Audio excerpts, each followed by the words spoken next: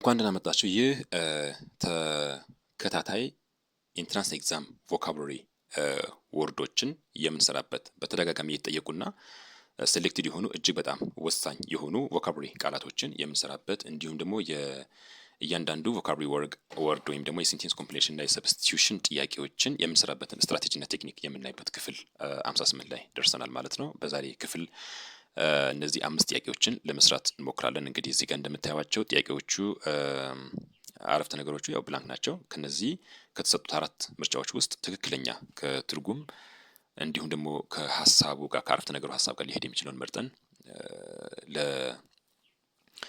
አረፍተ ነገሩ ሙሉ ለማድረግ እንሞክራለን ማለት ነው። እሺ my sister stayed behind to dash our ailing grandfather እህቴ ወደ ኋላ ቀርታለች ምን ለማድረግ ኤይሊንግ ግራንድፋዘር የታመመውን አያቴ ዳሽ ለማድረግ አንድን ሰው በዚህ ልክ መንከባከብ ወይም የታመመን ሰው መጠበቅ መንከባከብ ምን ብለን ልንገልጸው እንችላለን? ፍሬዛል ቨርብ ይህን ሊተካ የሚችል ትክክለኛ ፍሬዛል ቨርብ ማን ነው? ኤ ቴክ አፍተር፣ ቢ ከም አፍተር፣ ሲ ረን አፍተር፣ ዲ ሉክ አፍተር። ሂር ዘ ቤስት አንሰር ኢዝ ሉክ አፍተር። ለምን? ሉክ አፍተር ማለት መንከባከብ፣ ኬር ማድረግ፣ ጊቭ ኬር።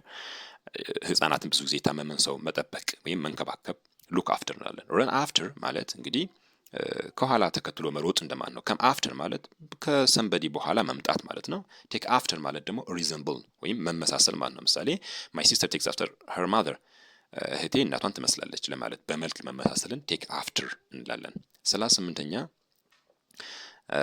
the terrorist was accused of launching a coordinated attack on civilian ይሄ የጥያቄው ሐሳብ እንግዲህ ቴሮሪስቶች ወይም አሸባሪዎቹ ዳሽ የሆነን አታክ ጥቃት ንጹሃን ላይ በመፈጸማቸው ተከሰዋል ነው። was accused ተከሰዋል። ምን አይነት ጥቃት ነው የፈጸሙት? ኮዋርዲቲ፣ ኮዋርዴብል፣ ኮዋርድለስ፣ ኮዋርድሊ። ኮዋርድ ማለት አሁን እዚህ ጋር ምን አይነት ሰፊክስ የሚወስድ ቃል ነው ለማለት ነው። እዚህ ጋር ከኮንቴክስቱ ጋር የሚሄድ እንግዲህ እነሱ በጣም ጨካኝ የሆነ አደገኛ የሆነ ነገር እንደፈጸሙ ነው እዚህ ጋር መረዳት የምንችለው። ስለዚህ ኮዋርድለስ ይሄ ማለት ምንም ፍርሃት የሌለው ጭካኔ የተሞላበት ለማለት ስንፈልግ ኮዋርድለስ አታክ ኦን ሲቪሊያን ማለት ነው።